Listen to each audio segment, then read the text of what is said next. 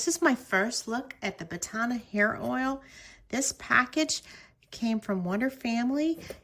And look and see what's in here. I've heard a lot of great things about this. Can't wait to try it. Ooh, this is so nice. This is the hair massager. We will show you how to use that.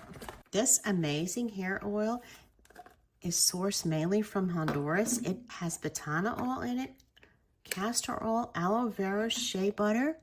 Ooh, it has cranberry oil, and it has seed oil and argan oil.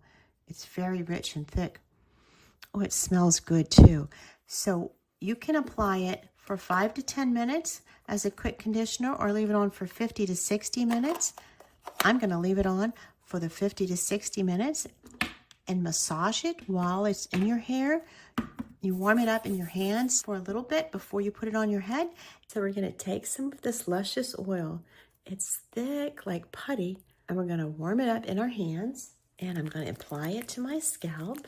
It smells really good. It feels very nourishing. So I've applied it. I'm gonna use a scalp massager. Oh, that feels really good. These little balls on here feel really good and kind of an intense massage, but it feels great. This hair oil is supposed to super condition your hair, give it a moisturizing treatment.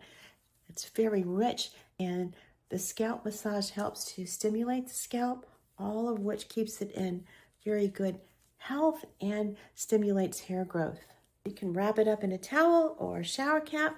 Just keep it wrapped and secure for 50 to 60 minutes for the ultimate benefits. I have used this wonderful Batana hair oil on my hair.